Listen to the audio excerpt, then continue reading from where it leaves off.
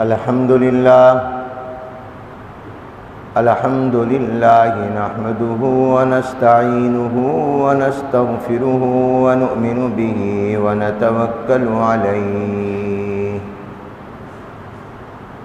ونعوذ بالله من شرور أنفسنا ومن سيئات أعمالنا من يهده الله فلا مضل له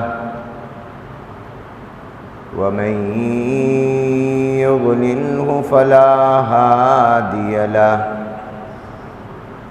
ونشهد أن لا إله إلا الله وحده لا شريك له ونشهد أن سيدنا ونبينا وشفيعنا وحبيبنا وسندنا وقائدنا وإمامنا محمدا عبده ورسوله أرسله الله إلى كافة للناس بشيرا ونذيرا وداعيا إلى الله بإذنه وسراجا منيرا صلى الله تعالى على خير خلقه محمد وآله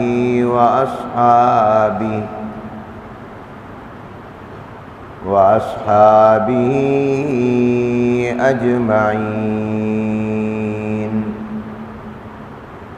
أما بعد فأعوذ بالله من الشيطان الرجيم بسم الله الرحمن الرحيم وإنك لعلى خلق عظيم وقال الله تبارك وتعالى وأما ما ينفع الناس فيمكث في الأرض صدق الله العظيم وصدق رسوله النبي الكريم ونحن على ذلك لمن الشاهدين والشاكرين والحمد لله رب العالمين اللهم صل على محمد وعلى آل محمد كما صليت على إبراهيم وعلى آل إبراهيم إنك حميد مجيد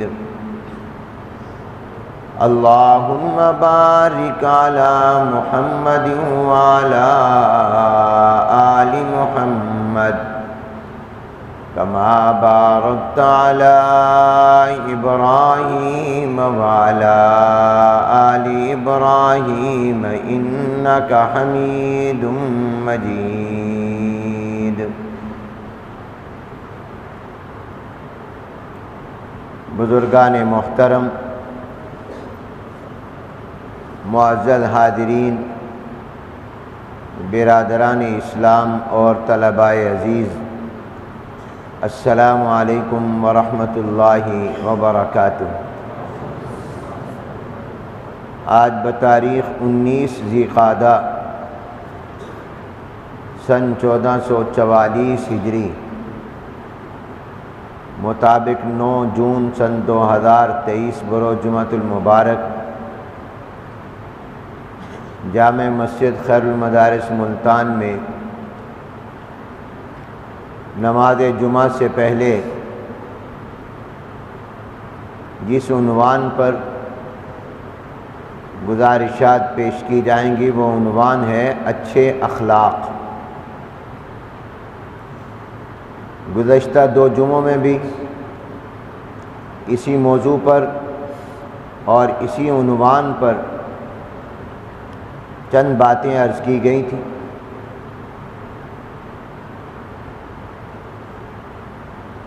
اسلام کی عمارت جن بنیادوں پر کھڑی ہے، دین اسلام کے جو اہم شعبے اور بنیادیں ہیں،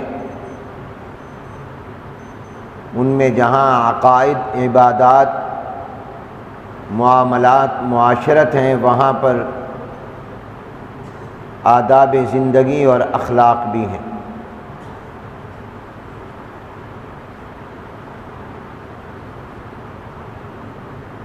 جناب نبی کریم رحمت عالم حضور اکرم صلی اللہ علیہ وآلہ وسلم نے دنیا میں جو انقلاب پیدا کیا، وہ اپنے اخلاق اور کردار سے پیدا کیا۔ دشمن دوست بن گئے اور سب سے بڑے مشرک موحد بن گئے، بت ساز اور بت پرست، خدا پرست بن گئے۔ جناب نبی کریم صلی اللہ علیہ وسلم کے اخلاق و کردار سے۔ حضور اکرم صلی اللہ علیہ وسلم کی احادیث مبارکہ 2 طرح کی ہیں، قولی احادیث اور فعلی احادیث۔ قولی احادیث ان کو کہا جاتا ہے جن میں جناب نبی کریم حضور اکرم صلی اللہ علیہ وآلہ وسلم کا فرمان بیان ہے کہ آپ نے یہ ارشاد فرمایا۔ ایسی حدیث جس میں آپ کا ارشاد مبارک، آپ کے فرمان کو صحابی بیان کرے، اس کو قولی حدیث کہتے ہیں۔ اور وہ حدیث جس میں جناب نبی کریم صلی اللہ علیہ وسلم کے کام اور فعل کو بیان کیا گیا ہو کہ آپ نے فلاں کام اس طرح کیا، فلاں کام اس طرح کیا، اس کو فعلی حدیث کہتے ہیں۔ حدیث کی کسی بھی کتاب کو آپ اٹھا کر گننا شروع کریں کہ جناب نبی کریم صلی اللہ علیہ وسلم کی قولی احادیث کی تعداد زیادہ ہے یا فعلی احادیث کی تعداد زیادہ ہے، تو حدیث کی جس کتاب میں بھی آپ حدیثوں کو گننا شروع کریں گے تو آپ کو نتیجہ یہی سامنے آئے گا کہ جناب نبی کریم صلی اللہ علیہ وسلم کی قولی حدیثیں کم ہیں اور فعلی حدیثیں زیادہ ہیں، جس کا مطلب یہ ہوا کہ آپ نے اپنی زبان مبارک سے تعلیم کم دی ہے، اپنے عمل سے اور اپنے کردار سے تعلیم زیادہ دی۔ اصل چیز کردار اور اخلاق ہوتے ہیں۔ انسان کا زیور، انسان کا حسن اس کے اخلاق ہیں۔ انسان اپنے اخلاق سے پہچانا جاتا ہے، اپنے کردار سے پہچانا جاتا ہے۔ اگر اخلاق اعلیٰ ہوں، کردار اچھا ہو، تو لوگ سمجھ جاتے ہیں کہ اس کا خاندان اعلیٰ ہے، اس کا نسب اعلیٰ ہے، اس کے ماں باپ نے، اس کے استادوں نے، اس کے بڑوں نے اس کی تربیت اچھے انداز میں کی ہے، یہ اچھا انسان ہے۔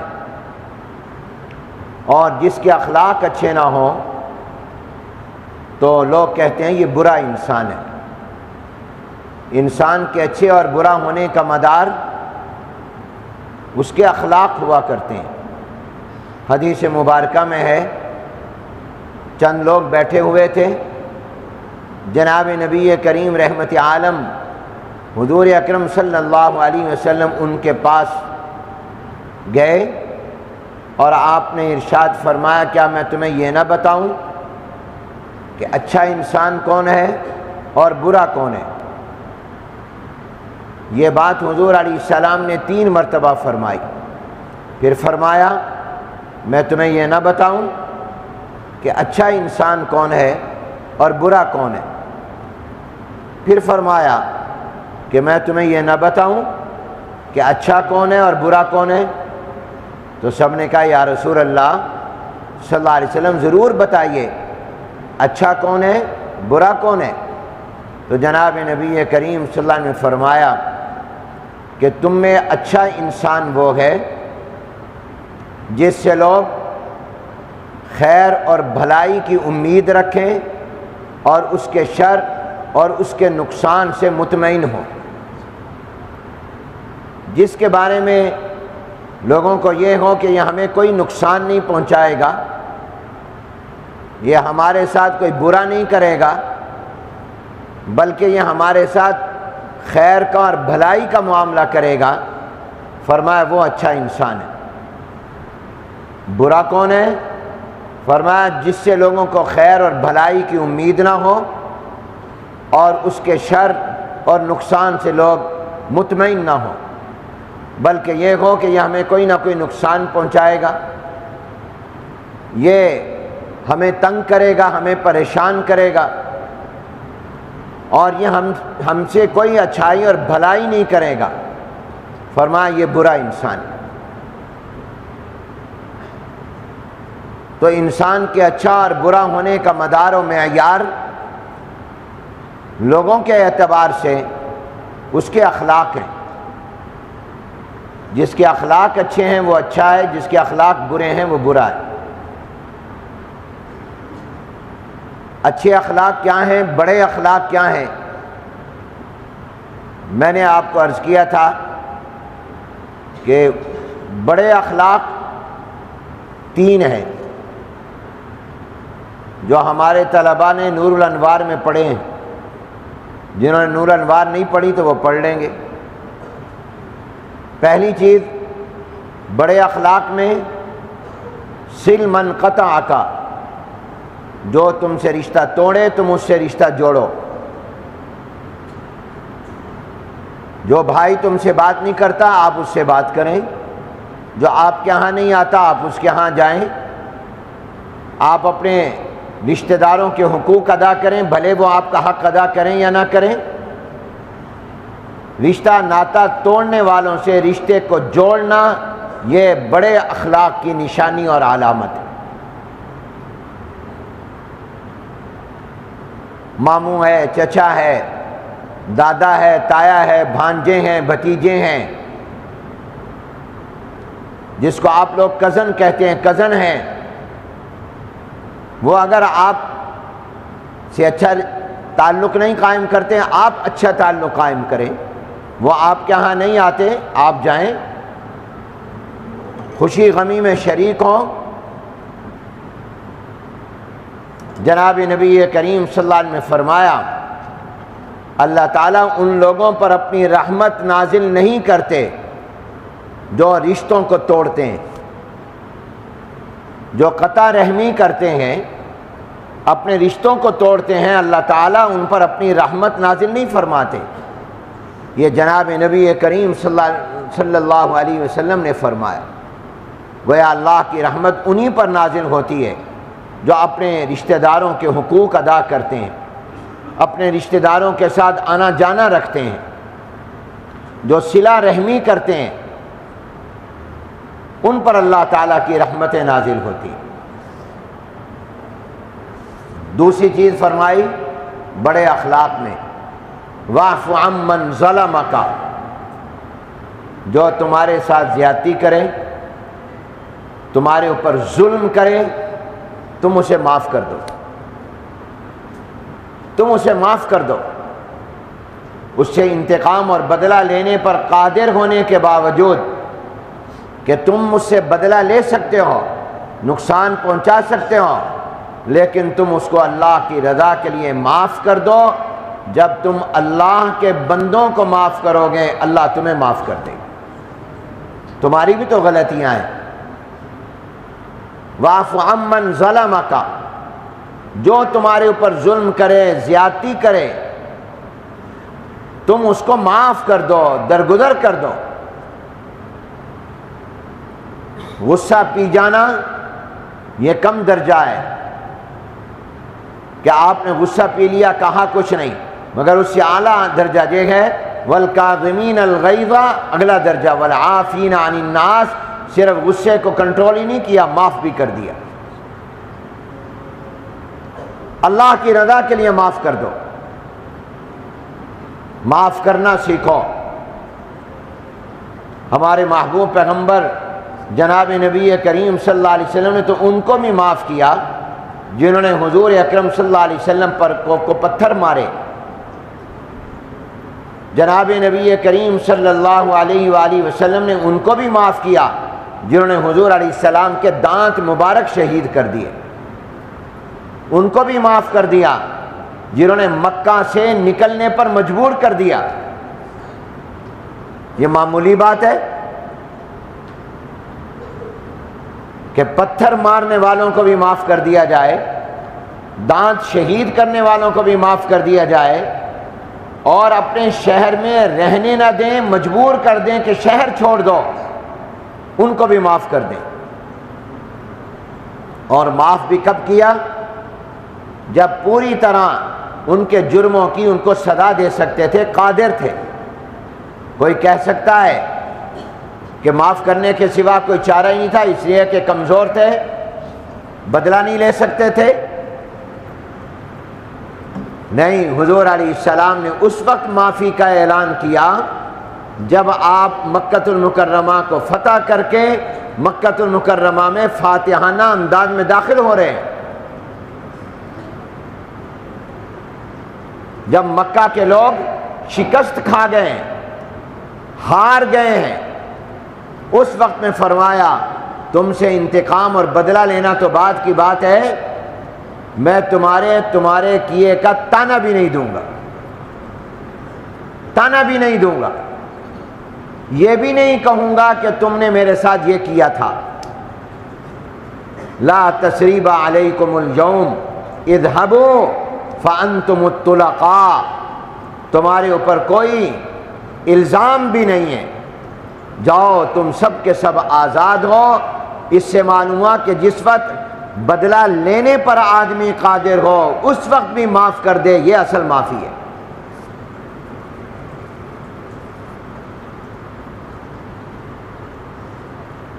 فرمایا میں تمہارے ساتھ وہی سلوک کروں گا جو حضرت یوسف علیہ السلام نے اپنے بھائیوں کے ساتھ کیا تھا، کہ بھائیوں نے تو کنویں میں پھینکا، اپنی طرف سے مار دیا، مگر یوسف علیہ السلام نے جب وہ مصر کے بادشاہ تھے، مصر کے تخت پر بیٹھے ہوئے تھے، گندم مانگنے کے لیے آنے والے بھائیوں کو انکار نہیں کیا، بلکہ ان کو غلہ دیا اور ان کو گندم دی، ان کی ضرورت پوری کی۔ لکھا ہے کہ جب حضرت یوسف علیہ السلام کی ملاقات اپنے ابا جان حضرت یعقوب علیہ السلام سے ہوئی، اور یعقوب علیہ السلام نے پوچھا بیٹا ذرا آج اپنی کہانی اپنی زبانی سناؤ، تمہارے بھائیوں نے تمہارے ساتھ کیا ظلم کیے تھے، کیا زیادتی کی تھی، کس طرح تمہیں باندھا تھا اور کنویں میں پھینکا تھا، کیا حالات تمہارے ساتھ پیش آئے تھے۔ نبی کا حوصلہ دیکھیں، پیغمبر کا صبر دیکھیں، پیغمبر کا درگزر دیکھیں۔ جواب میں عرض کیا ابا جان یہ پوچھیں ہی نہ کہ میرے بھائیوں نے میرے ساتھ کیا کیا، جو کچھ میرے بھائیوں نے کیا میں نے ان کو معاف کر دیا ہے، میں اب اس کا گلہ بھی نہیں کروں گا، اس کا شکوہ بھی نہیں کروں گا، اس کا تذکرہ بھی نہیں کروں گا۔ آپ مجھ سے یہ نہ پوچھیں کہ میرے بھائیوں نے میرے ساتھ کیا کیا، آپ یہ پوچھیں کہ میرے اللہ نے میرے ساتھ کیا کیا، یہ پوچھیں کہ میرے اللہ نے میرے ساتھ کیا کیا، کس طرح مجھے کنویں سے نکال دیا، قافلے میں شامل کر دیا، اور میں مصر میں آ کر غلام بنا کر بیچ دیا گیا، بادشاہ کے گھر میں مجھے ٹھہرا دیا، پھر میں جیل چلا گیا، مگر اللہ نے مجھے جیل سے نکال کر مصر کی بادشاہت کے تخت پر پہنچا دیا۔ وہی بھائی میرے پاس آئے، اپنی ضرورت لے کر آئے، تو اس کو صلہ رحمی بھی کہتے ہیں۔ یہ مثال ہے کہ آپ سے جس نے رشتہ توڑا تھا آپ نے جوڑا، اور اس میں ظلم کرنے والے کو معاف کرنا بھی ہے کہ معاف کر دیا، درگزر کر دیا۔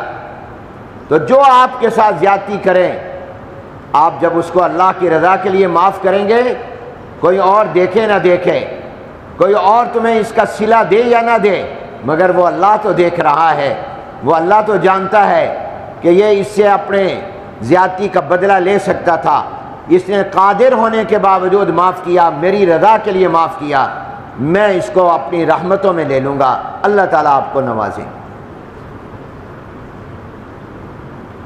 میرے والد حضرت مولانا محمد شریف صاحب جالندری رحمۃ اللہ علیہ،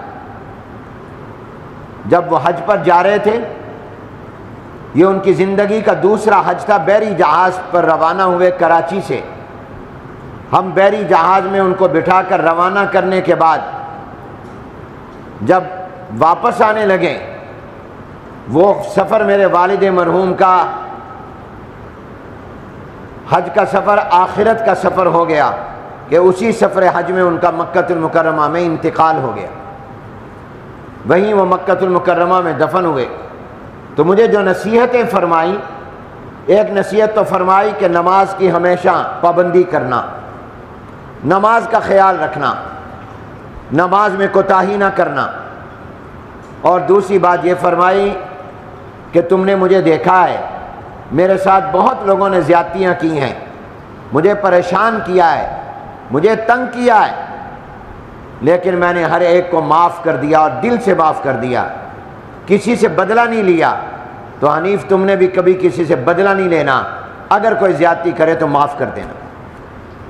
یہ مجھے یاد ہے کہ میرے والد مرحوم نے مجھے جو آخری نصیحتیں فرمائیں، ان میں یہ نصیحت بھی فرمائی، اور اللہ کا فضل ہے، میں کوئی فخر یا تکبر کی بنیاد پر نہیں کہہ رہا، اللہ کے شکر کے طور پر کہہ رہا ہوں، اللہ تکبر سے بچائے کہ الحمدللہ آج تک میری یہ کوشش رہی ہے کہ کوئی بھی زیادتی کرے تو اس کو معاف کر دو۔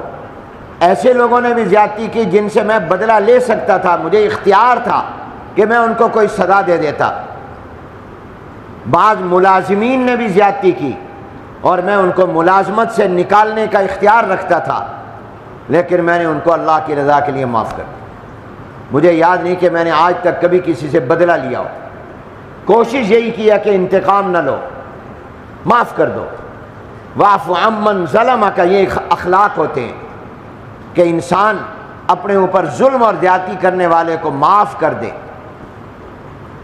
اور بڑے اخلاق کی تیسری نشانی اور تیسری چیز بڑے اخلاق میں یہ ہے، پہلی رشتہ داروں سے رشتہ جوڑنا، ظلم کرنے والے کو معاف کر دینا، اور نمبر 3 یہ اس سے اوپر کا درجہ ہے، وَأَحْسِنْ إِلَىٰ مَنْ أَسَاءَ إِلَيْكَ، جو تمہارے ساتھ برا سلوک کرے تم اس کے ساتھ اچھا سلوک کرو۔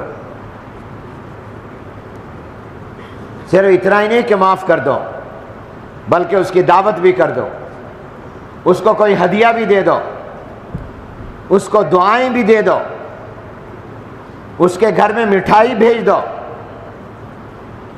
اس کو کوئی نہ کوئی ہدیہ دے دو۔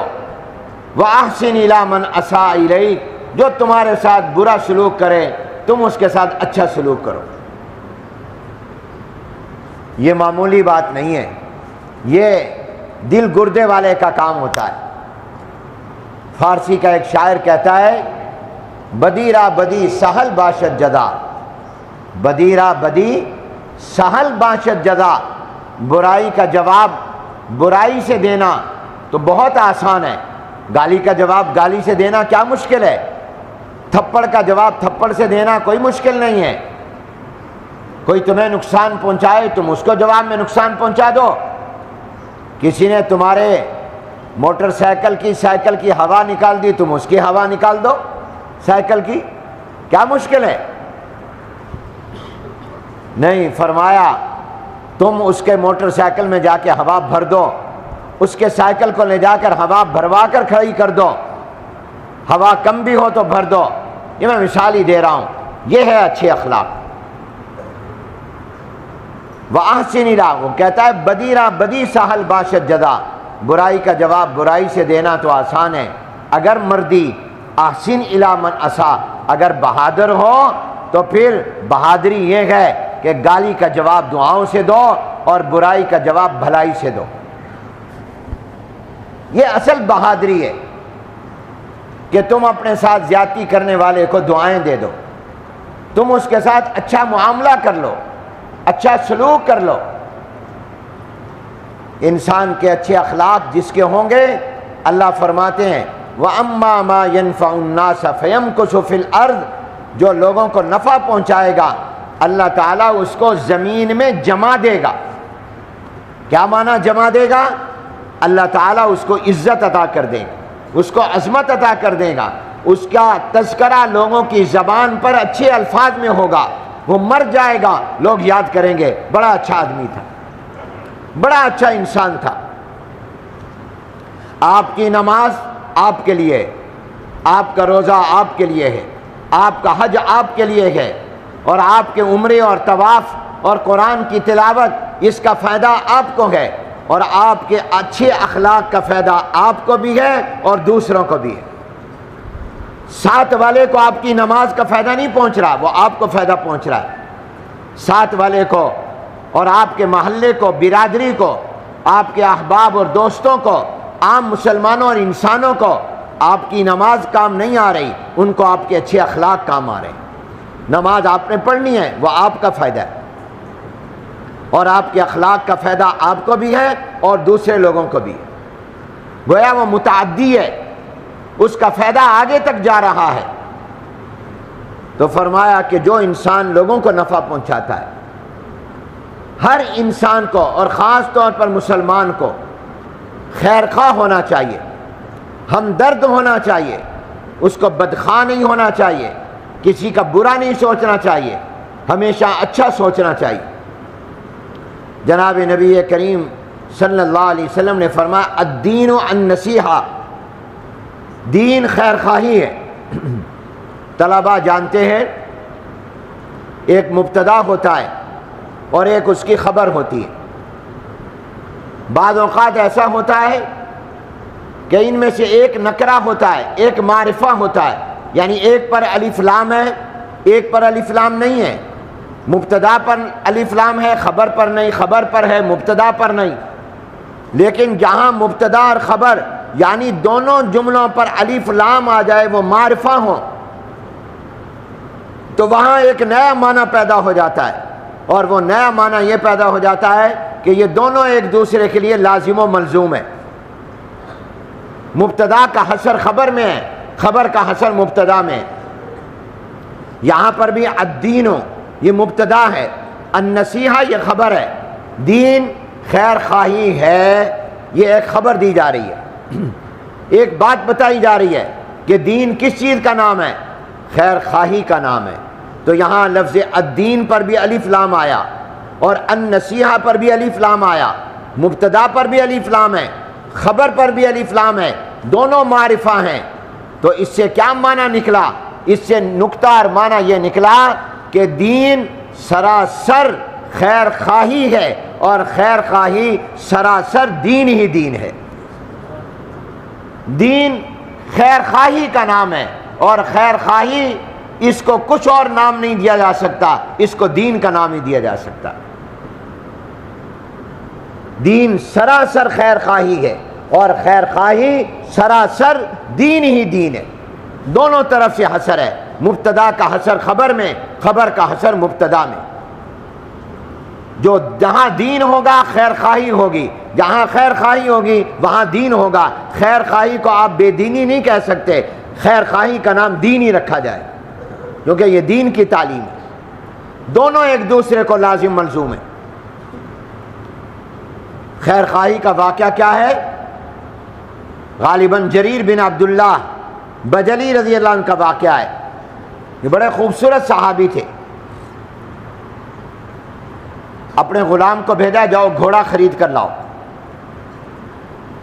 وہ گیا ایک گھوڑا خرید کر لایا اور ساتھ مالک کو بھی لے آیا کہ میرے ساتھ چلو، میرے مالک کے پاس وہ تمہیں پیسے دے گا. سودا کیا، پیسے میرے پاس نہیں ہیں، میرے ساتھ چلو آپ کو میں پیسے دیتا ہوں، دلواتا ہوں. جریر بن عبداللہ بجلی رضی اللہ عنہ نے پوچھا کتنے میں خریدا ہے؟ کہا میں نے یہ 400 درہم میں گھوڑا خریدا ہے اور آپ اس کو 400 درہم دے دیں، مالک کو ساتھ لائیں، وہ آپ پیمنٹ کر دیں، پیسے ادا کر دیں. جریر بن عبداللہ بجلی نے اس مالک کو کہا کہ آپ نے کتنے میں بیچا یہ گھوڑا؟ میرے اس غلام کے ذریعے مجھے بیچا ہے. کتنے میں بیچا؟ کہا 400 درہم میں. کہا تم نے تو پیسے کم لگائے، یہ تو تھوڑے ہیں. میں جانتا ہوں، مجھے پتا ہے، گھوڑا دیکھ کر مجھے اندازہ ہو گیا کہ تیرا گھوڑا اعلیٰ ہے، اس کی قیمت 400 تو نہیں ہے، میں تو تمہیں 500 دوں گا. اس بیچنے والے نے کہا آپ کی خوشی، آپ 400 کی بجائے 500 دینا چاہتے ہیں، 100 درہم زیادہ دینا چاہتے ہیں، دے دیں.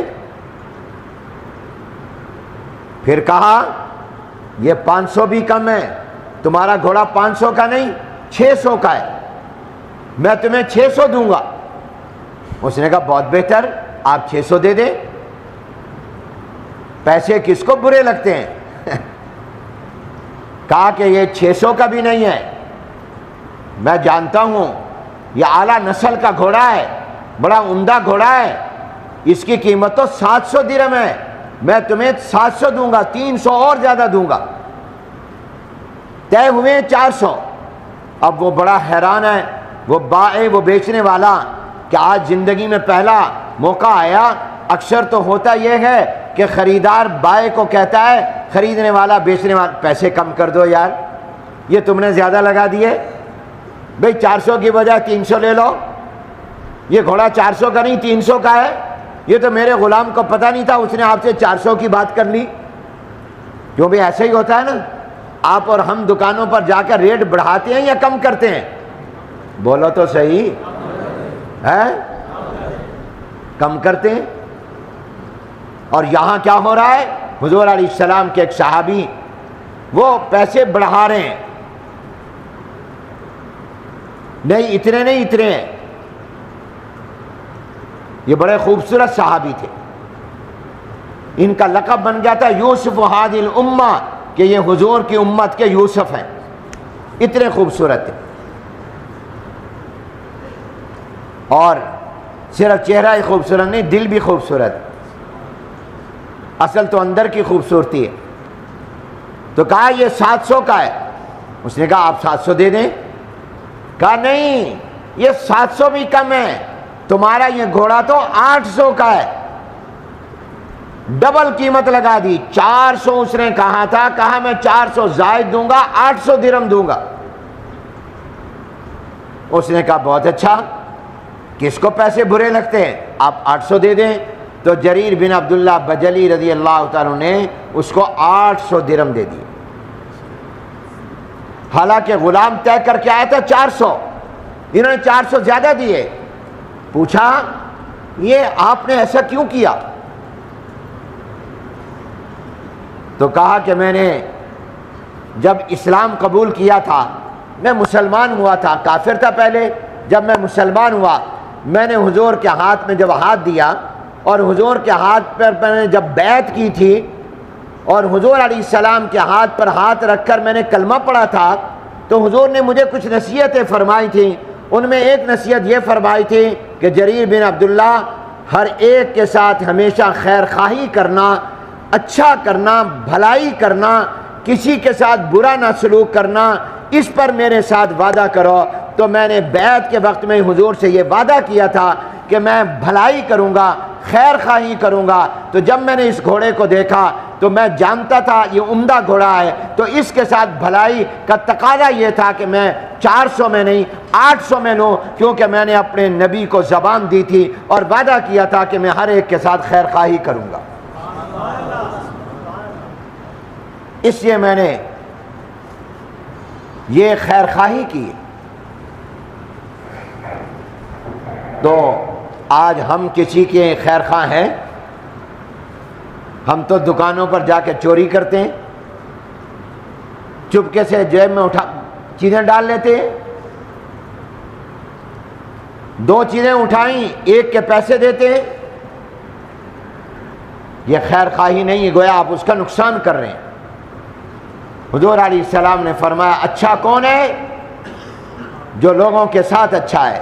برا کون ہے؟ جو لوگوں کے ساتھ برا ہے۔ ایک حدیث مبارکہ میں فرمایا، سبحان اللہ کیا ارشادات ہے ہمارے پیغمبر کے، اگر اس پر انسان عمل کر لے تو دنیا جنت بن جاتی ہے، کیا بہترین معاشرہ بن جاتا ہے۔ آج ہمارے معاشرے میں عزت نہیں، حفاظت نہیں، بگاڑ ہے، سکون نہیں، امن نہیں، اطمینان نہیں۔ اس کی وجہ کیا ہے؟ کہ ہم نے اسلام پر عمل کرنا چھوڑ دیا۔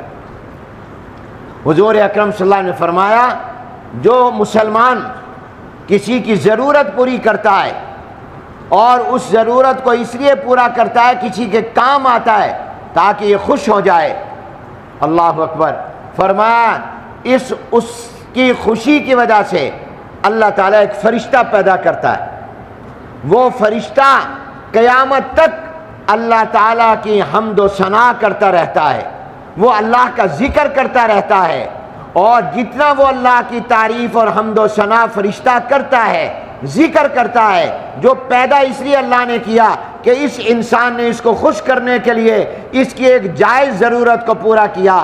فرمایا اس خوشی کی وجہ سے اللہ نے ایک فرشتہ پیدا کیا کہ اس نے اس کو خوش کیا تھا جائز کاموں میں، تو فرمایا اللہ نے ایک فرشتہ جو پیدا کیا جو دعائیں کر رہا ہے، ذکر کر رہا ہے، اللہ کی حمد و ثنا کر رہا ہے اور قیامت تک کرتا رہے گا، اس کا ثواب اس خوش کرنے والے کو ملتا رہے گا، اس کے نامہ اعمال میں جمع ہوتا رہے گا۔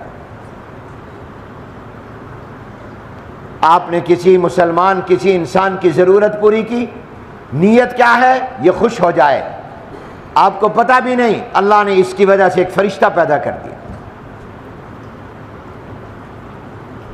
اور ایک حدیث میں فرمایا جو مسلمان کسی مسلمان کے کام آتا ہے اور اس کو خوش کرتا ہے، اللہ تبارک و تعالی اس خوش کرنے اور ضرورت پوری کرنے والے کے لیے اس کے لیے 73 مغفرتیں لکھ دیتے ہیں، 73 بخششیں لکھ دیتے ہیں، جس میں سے ایک کی وجہ سے اس کو اللہ تعالیٰ جنت دے دے گا، اور باقی 72 درجے جو مغفرت کے ہوں گے اس کی وجہ سے اللہ اس کے جنت میں درجات بلند کر دے گا۔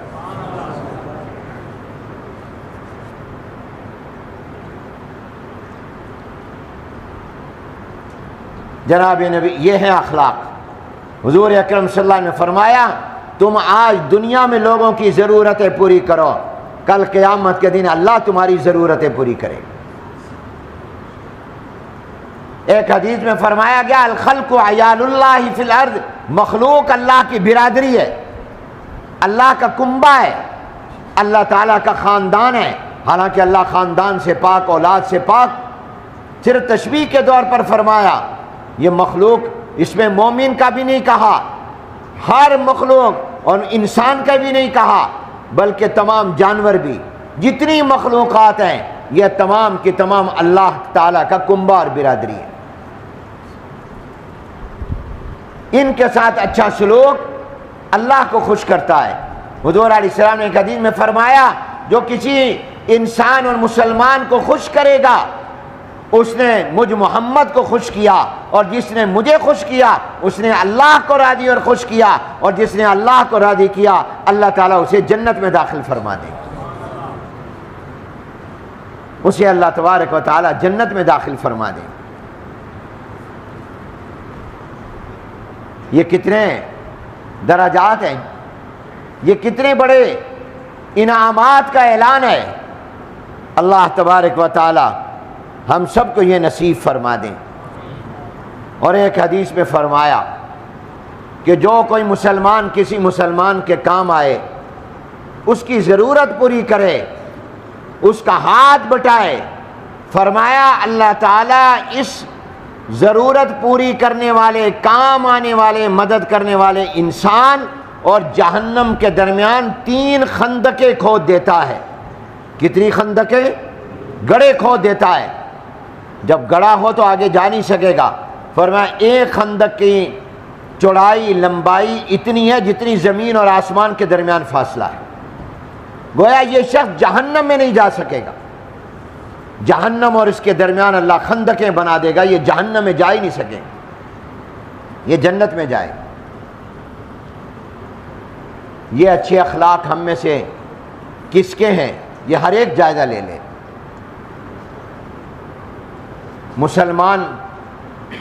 مسلمان کا بھائی ہے۔ قرآن میں اللہ نے کہا انما المؤمنون اخوہ، کلمہ پڑھنے والے ایک دوسرے کے بھائی ہیں۔